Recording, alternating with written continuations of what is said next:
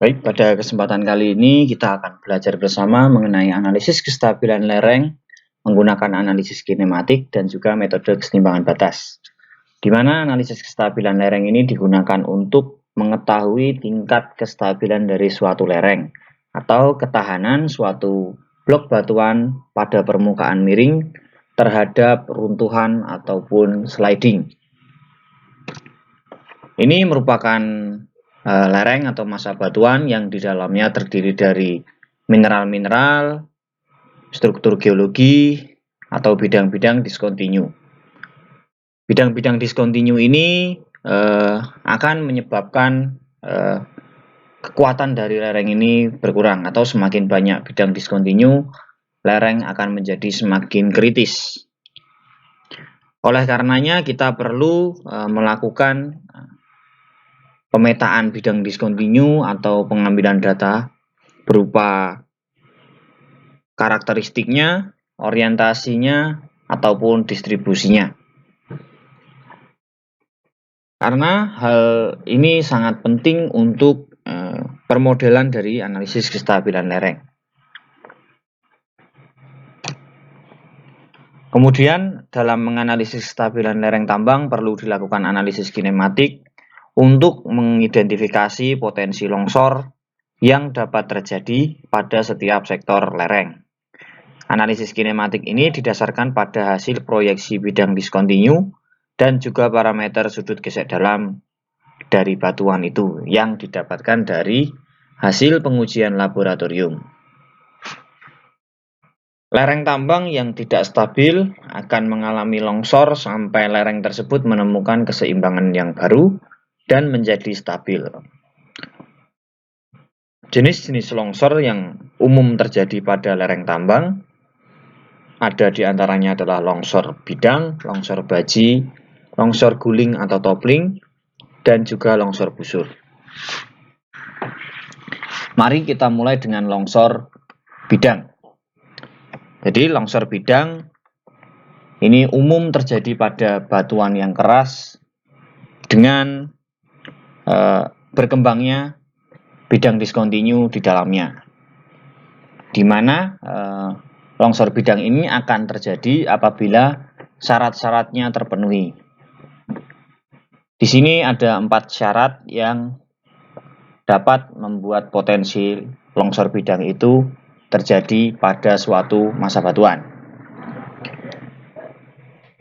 Di mana yang pertama adalah arah umum dari bidang luncur atau arah umum bidang gelincirnya ini searah dengan arah lereng dengan perbedaan maksimum yaitu 20 derajat. Jadi kalau arah umum lereng dan arah umum bidang gelincir kurang dari 10 perbedaannya, kurang dari 20 perbedaannya, maka longsor bidang itu mungkin terjadi. Asalkan syarat yang lain juga terpenuhi. Di mana syarat yang kedua yaitu kemiringan bidang luncur. Miringan bidang luncur harus lebih kecil daripada kemiringan lereng, seperti pada gambar.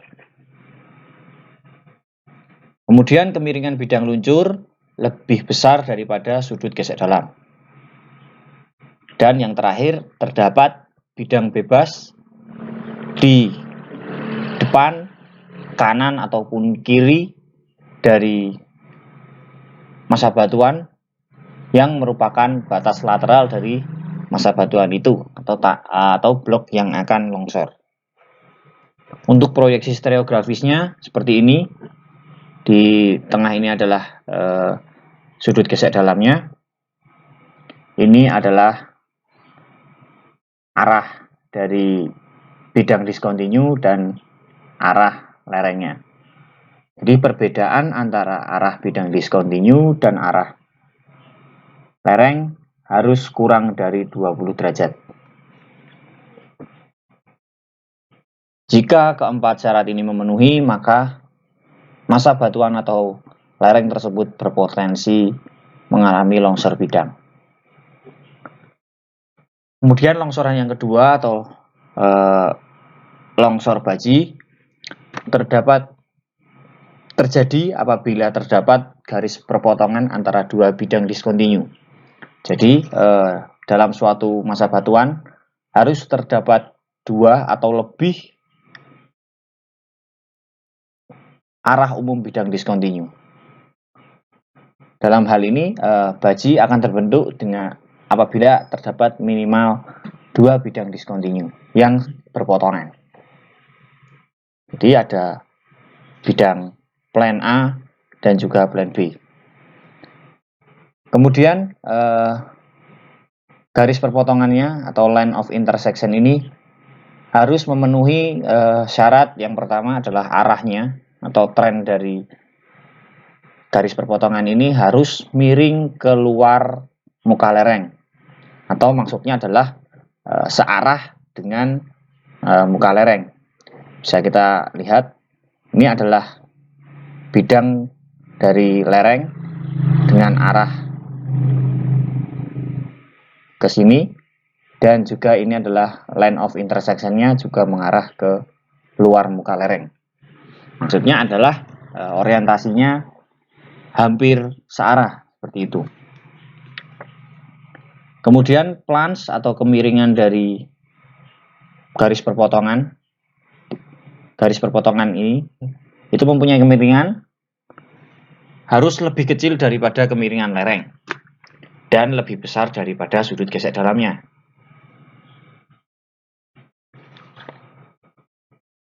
Jika ketiga syarat tersebut memenuhi, maka lereng tersebut berpotensi longsor baji. Longsor yang ketiga adalah longsor guling atau longsor toppling. Merupakan longsor atau jatuhnya blok batuan ke arah depan. Jadi terdapat kemiringan atau arah kemiringan dari bidang diskontinu yang berlawanan dengan arah lereng. Untuk mengetahui apakah lereng tersebut berpotensi longsor guling, terdapat 3 syarat ataupun 3 tes untuk membuktikan apakah longsor guling itu dapat terjadi di lereng tersebut atau tidak. Untuk yang pertama adalah block alignment test atau berhubungan dengan orientasinya, di mana selisih dari orientasi lereng dan juga orientasi jatuhnya blok itu kurang dari 10 derajat. Atau dalam hal ini orientasi jatuhnya blok ini adalah orientasi dari bidang diskontinu tadi yang berlawanan itu ditambah 180 derajat atau ke arah baliknya. Jadi kalau dia miringnya ke sana, maka jatuhnya dia akan ke depan. Nah, ke depan ini harus mempunyai selisih kurang dari 10 derajat dari arah kemiringan lereng atau arah lereng. Jika memenuhi, maka blok alignment test ini memenuhi atau berpotensi longsor guling. Namun syarat yang lain juga harus terpenuhi. Nah, syarat yang kedua adalah block shape test atau kemiringan dari bidang dasarnya atau bidang yang memotong dari blok batuan itu, atau dalam hal ini itu adalah bidang-bidang lain atau maksudnya joint set lain, itu lebih besar daripada sudut gesek dalamnya. Bidang-bidang yang memotong tadi disebut dengan base plane.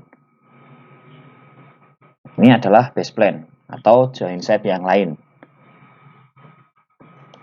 Dan atau menggunakan persamaan di mana lebar dari blok atau dalam hal ini adalah joint spacing atau jarak antar kekar dari kekar joint set yang pertama atau joint set yang menyebabkan toppling dibagi dengan tinggi. Tinggi adalah tinggi balok adalah atau tinggi blok adalah joint spacing dari bidang base-nya atau base plane-nya. Jadi selisih atau perbandingan dari tinggi dan juga lebar balok itu kurang dari tan sudut gesek dalam. Nah, jika memenuhi, maka longsoran guling akan berpotensi terjadi. Terus yang ketiga atau Syarat yang ketiga yaitu interlayer slip test, di mana sudut kemiringan dari blok batuan yang akan jatuh ini atau join set yang pertama itu lebih besar daripada 90 derajat dikurangi kemiringan lereng ditambah dengan sudut gesek dalam. Jika ketiganya memenuhi, maka longsor guling akan berpotensi terjadi. Kemudian yang terakhir adalah longsor busur, di mana longsor busur ini sering terjadi pada material batuan yang lemah atau lepas, material-material lepas seperti timbunan ataupun material batuan dengan orientasi kekar ke segala arah atau randomly oriented discontinuity. Salah satu ciri dari longsoran busur ini adalah biasanya terdapat tension crack atau rekahan tarik di permukaan lereng, baik di atas lereng maupun di muka lereng. Untuk syaratnya yaitu adalah terdapat join set atau join kekar ke berbagai arah, ataupun itu adalah material-material lepas seperti timbunan. Nah, untuk memudahkan proyeksi stereografis atau yang dulunya kita menggunakan stereonet untuk memplot kedudukan dari suatu bidang, terdapat suatu software nih, Rockscience Dips dari Rockscience, bisa kalian dapatkan di websitenya, tentunya dengan berbayar ya. Atau kalian dapat mencoba secara trial kurang lebih 14 hari dengan mengajukan software trial. Nah, Rockscience Dips ini memudahkan kita untuk melakukan analisis kinematik.